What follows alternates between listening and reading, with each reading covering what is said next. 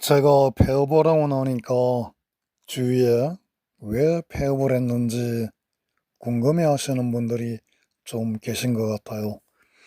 그래서 뭐 일일이 그분들께 말씀드리는 것도 쉽지가 않아. 요렇게 그냥 한번 제 말씀을 한번 전해볼까 합니다. 폐업을 생각한 제일 큰 이유는 역시 나이죠. 제가 70 될 때도 '야 이거 참 언제까지 해야 되나.' 하고 번쩍 정신이 듭디다마는 72이 되니까 이제 더 드는 겁니다. 마침 인제 이번 5 월이 그 건물 계약 임대가 인제 또 새로 해야 되는 달이라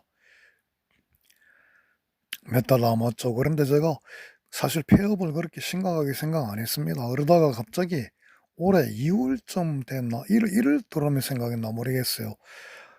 하여튼 폐업을 완전히 결심하게 된 것은 설날 2월 설 때 아마 그 결심을 한 것 같습니다. 그래서 설 연휴 지나고 인제 직원에게 3 월까지 하고 그만두겠다 하는 얘기를 전했죠. 제 주위 동기들을 보니까 뭐 거의 한 80 까지는 하겠다는 분들이 대부분인 것 같아요. 저도 뭐 사실 한 2년 정도 더 그러니까 한 70한 됐을 때까지는 할 생각이었거든요. 사실 왜냐하면 그거 안 하면 또 생계가 막막해지니까. 그런데 올해 들어와서 제가 보니까 이제 우리가 이렇게 살 시기는 좀 지난 것 같더란 말입니다. 흔히 인생 뭐 100세 시대라 그러지만은 사실 80 되는 것도 쉽지도 않고 사실 또 80 넘으면 이제 그 완전히 건강한 사람은 좀 많지도 않고 뭐 특별한 분들이나 그 예를 들어 뭐 이길래 여사님이나 저기 이시영 교수님이나 김영석 박사님 같은 경우나 그러시지 보통 사람들은 70대 이제 지나가면은 75 곱이도 넘기도 쉽지 않고 건강한 삶이 그렇게 쉽지가 않거든요. 그러니까 인제 저희 같은 70 대는 인제 딱 그냥 80 까지 남 몇 년 남은 거예요. 근데 그 시기를 여기 진료실에 개업하신 분들은 다 공통적으로 느끼는 것입니다마는 조그마한 공간에 사로잡혀서 한 발자국도 못 나가거든요. 더구나 저희 같이 내과나 소아과 이런 과들은 예약이 안 됩니다. 피부과나 뭐 저기 치과 이런 거는 예약이 되지만은 정신과나 저희들은 예약도 없이 언제 들이닥칠지 모르죠 또 사람들이. 그 언제 올지 모르는 사람들 하루 종일 기다리는 겁니다.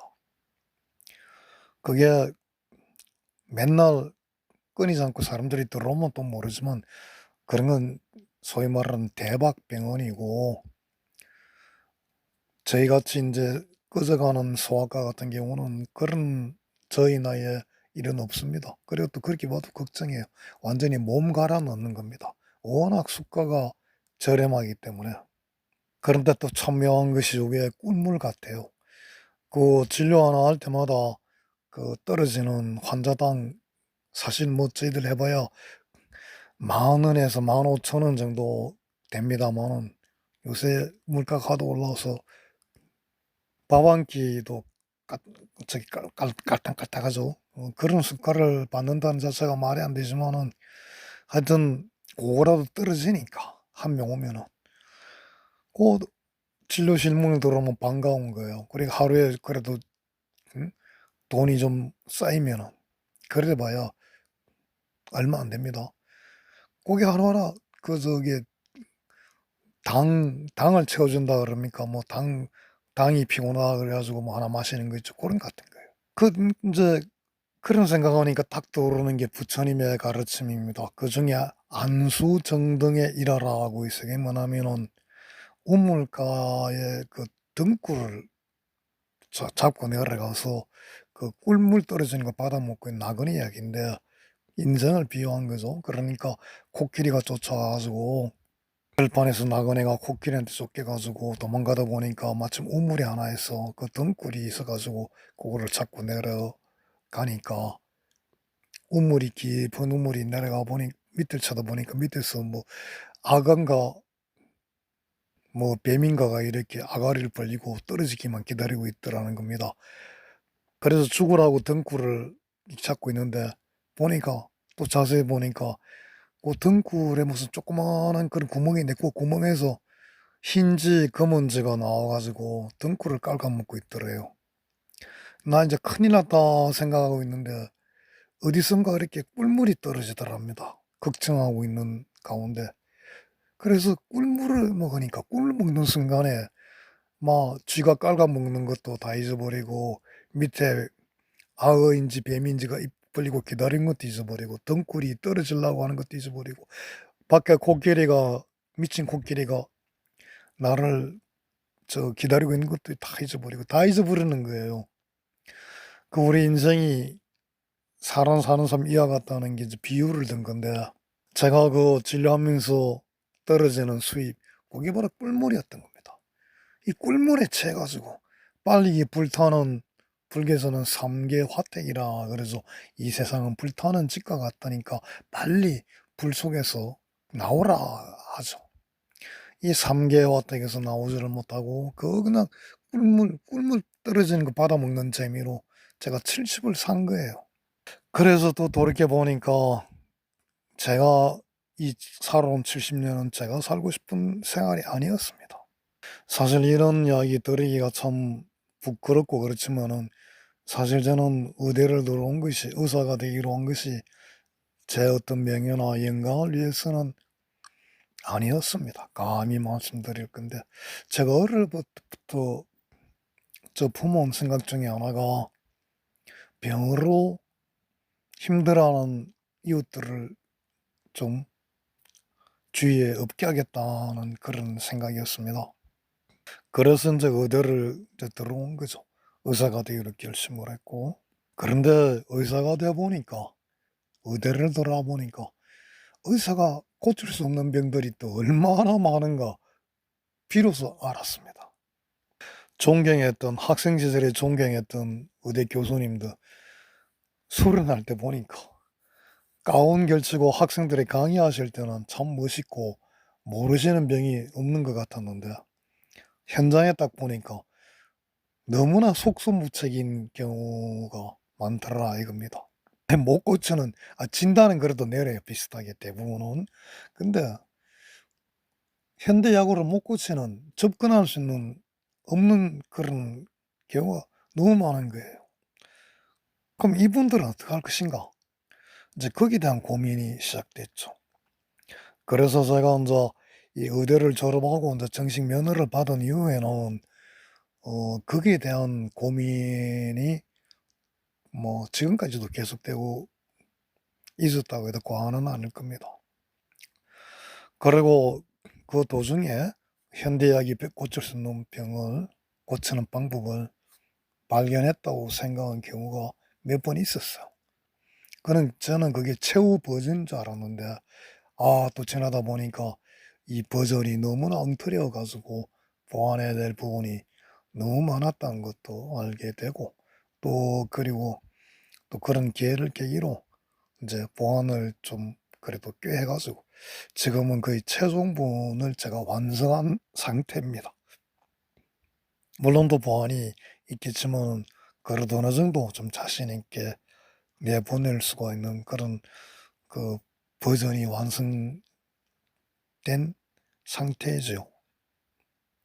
너무 자신만만한 이야기인지 모르겠습니다만 근데 이 방법은 저희들 의대 동기들을 보면은 아주 어이가 없을 그런 방법입니다. 왜냐하면은 의학 외적인 방법이니까요.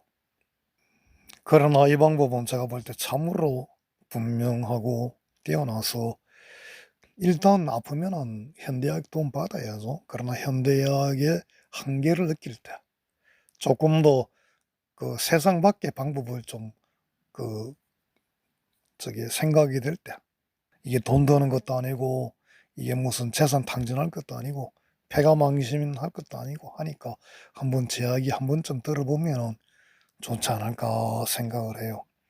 그런데 이런 이야기 전할 길이 없습니다.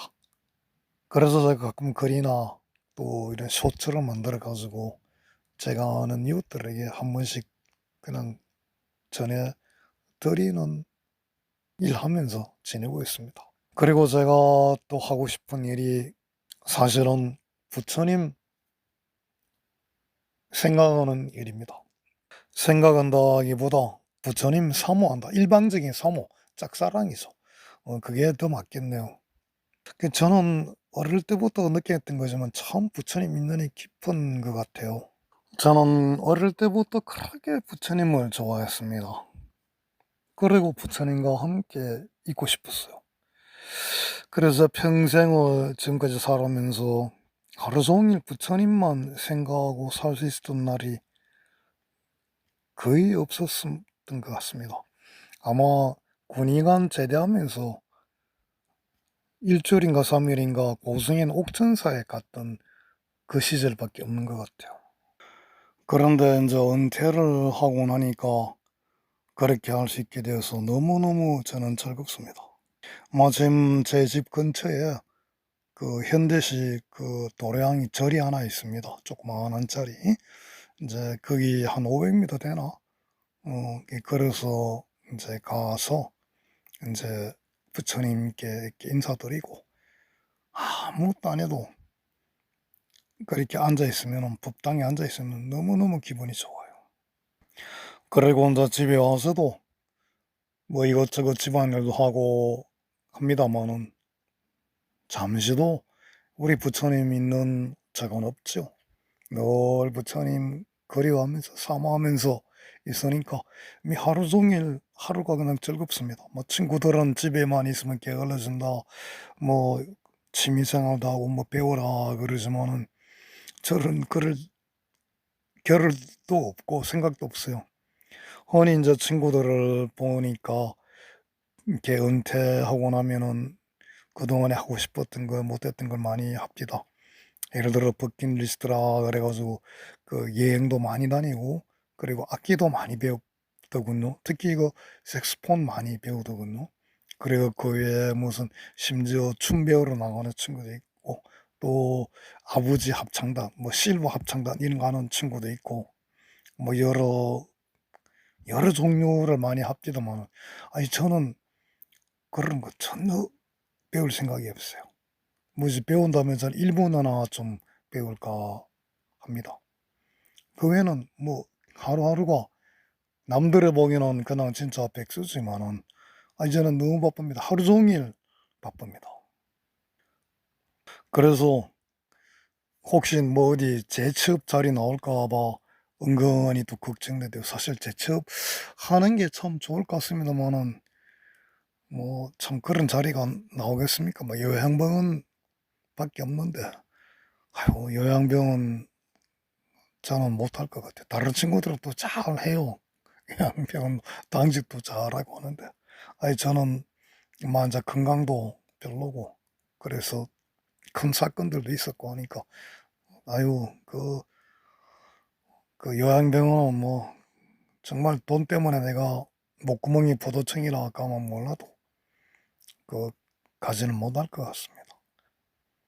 하여튼 뭐 또 제가 이렇게 노년을 뭐 이렇게 경제적으로 뭐 보니까 보험도 많이 나오고 뭐 보유세, 종부세 뭐 이런 거 때린다 그러니까 그것도 참 보통 수준이 아니라 참 그런 데 대한 왜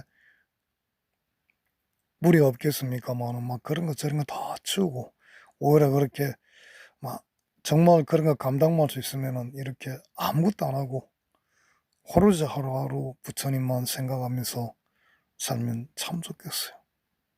걱정, 번뇌, 고뇌 저도 괴로운 게 참 많습니다만 다 부처님께 그냥 바치면은 마음이 훨씬 가벼워집니다. 우리 불교 경전에 특히 화엄경에 보면은 부처님을 배우면은 어떤 일이 일어난다는 것에 대해서 아주 자세하게 나와 있거든요. 그 말씀 그대로입니다. 마음속에 부처님만 생각하고 부처님만 떠올리면은 모든 것인 걱정 다 사라지고 번뇌가 그냥 저기 솜사탕 녹듯이 그냥 사르르 녹죠. 그래서 이 세상 죽을 때까지 그냥 부처님 사모하면서 부처님 일만 하고 싶어요. 우리 고려시대 대각국사라 불리시는 의천 스님께서 돌아가실 때 그런 그 열반 시를 남겼거든요. 시방에 무량한 부처님 나라, 미래세가 닿도록 부처님 일하리라. 진미래제 작불사라. 미래 세상이 미래 시간이 닿도록 작불사 부처님 나겠다 꼭 하셨죠. 저는 그 열반시가 너무나 마음에 들어요. 이제 불사라 그러니까 하나 또 말씀드리고 싶은 것이, 저는 이 제가 알게 된 그 화엄과 화엄경의 소식과 보현에 관한 소식을 참 이웃들에게 전해드리고 싶은데 이걸 전할 방법이 없습니다. 이것만큼 쉽고 이것만큼 밝은 가르침이 없는데 현실이 그래요. 제가 특히 이제 비불교인들, 그러니까 크리스찬들이나 이런 특히 그런 분들한테는 화엄 소식과 보현의 은혜 소식 오히려 쉽게 전달이 됩니다. 근데 불자들한테는 정말 어려워요. 왜냐하면 기존의 불교 상식으로 무장되어 있기 때문입니다. 이 화엄경하고 이 보현의 은혜 소식은 기존 불교하고 너무 다릅니다. 그래서 기존 불교의 상식을 깨뜨릴 때 이 와닿게 되는데, 그게 안 깨뜨려지니까 불자들은 힘들고 오히려 불자 아닌 분들이 쉬워요. 이거는 이제 부처님이 처음 깨달으시고 그 가르침을 전하실 때도 마찬가지였던 것 같아요. 그 기존의 인도 문화의 그 브라만교의 가르침으로 무장되어 있던 그런 인도 사회에 부처님의 그 불교의 가르침은 너무나 혁명적인 가르침이거든요. 그래서 굉장히 전할 때 어려움을 많이 겪으셨죠. 그래서 부처님이 오죽 답답하셨으면 기존 상식을 버려라. 낡은 상식은 버려라. 새로운 이야기를 들어라. 이렇게 외치시기도 하셨어요. 제가 너무 엄청난 비유를 하는 것 같지만 이 화엄 소식은 그런 겁니다. 보현의 은혜 소식은 기존 불교하고 틀이 많이 다릅니다. 그런데 아직 제가 부족하고 또 복이 없어가지고 그래요. 제가 참 사람이 메마른 사람이거든요. 그래서 이런 전할 복이 없어서 좀 한심하긴 한데, 뭐 꼭 불사라 그러는 것이 꼭 그렇게 법사가 되어서 법을 전해야만 불사겠습니까? 하루 종일 부처님만 그리워하고 제 마음 바치고 부처님 생각하는 것도 아주 멋있는 불사겠죠. 또 그러다 보면은 제가 알고 있는 이 병 낫는 법 누구나 이해되고 누구나 할 수 있고 누구나 당장 실천되는, 당장 병이 낫는 그 방법, 당장이라 그러면 좀 어폐가 많습니다. 하여튼 현대의학이 어려움을 부딪혔을 때 저한테 그 상담을 하거나 질문 주시면은 제가 다 이렇게 일러드리겠습니다. 그런데 여기 조금 그 기본상 좋지, 요거는 좀 기본 지식이 있어야 돼요. 그래서 이게 참 병이 다 끝날 때쯤 와서 그러지 마시고 미리미리 좀 와서 물으시고 이야기도 듣고 그러시면 참 좋겠습니다. 현대의학에서 병리학이라는 게 굉장히 중요합니다. 왜냐하면은 병리학은 뭐냐면은 병이 오는 원리, 병이 발생하게 된 이치를 연구하는 학문이거든요.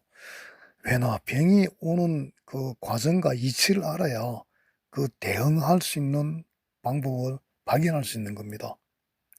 그래서 이 세상에 이제 병이 왔을 때는 이 세상이 어떻게 굴러가고 있는지 좀 알아야 돼요. 그런데 이 세상에 굴러가는 법칙은 보이는 세계의 법칙이 있고 보이지 않는 세계의 법칙이 있습니다. 이 세상은요, 보이는 세계와 보이지 않는 세계로 구성되어 있어요. 그런데 우리는 보이는 세계의 법칙만 전부를 알고 보이는 세계만 전부를 알죠. 그런데 거시의 세계와 미시의 세계가 적용되는 물리학 법칙이 다르듯이, 그러니까 상대성 이론과 양자역학에 그게 따로 있듯이 우리가 보이는 세계의 그, 그 법칙과 룰과 보이지 않는 세계의 또 이치를 이해하는 방법은 좀 달라요. 접근하는 방법이. 이거를 이제 현대 물리학자 데이비드 봄이라고 하는 유명한 분은 펼쳐진 질서, 접혀진 질서 이런 식으로 두 가지로 나눠 설명을 했죠. 근데 데이비드 이 봄의 이론도 정통 물리학에서는 아주 싫어합니다. 과학적이지 않다 이거죠. 그래서 제가 그렇습니다. 그렇게 이제는 더 이상 그런 꿀물에 제 살 수 없다 하는 그런 생각이 번쩍 들어서 과감하게 폐업을 하게 되었고, 폐업 후에 지금 저는 하루 종일 또 하루하루마다 부처님 생각하고 부처님 사모하면서 아주 재미나고 바쁘게 살아가고 있습니다.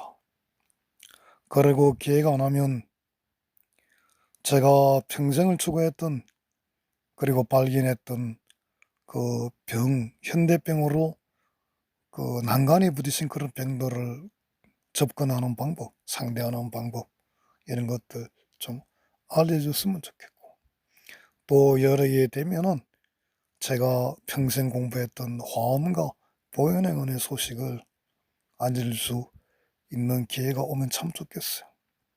그런데 그거는 이제 제 능력 밖의 일이고, 이건 오직 부처님만이 아실 일이죠. 왜냐, 부처님의 능력은 불가사의하시거든요. 그래서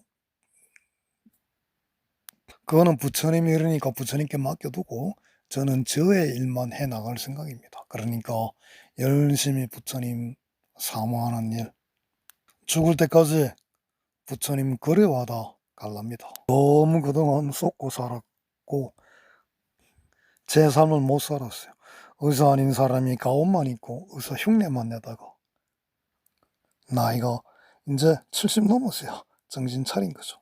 그래서 옛날 뜻대로 옛날에 세운 그런 생각대로 그런 바람대로 살아갈랍니다.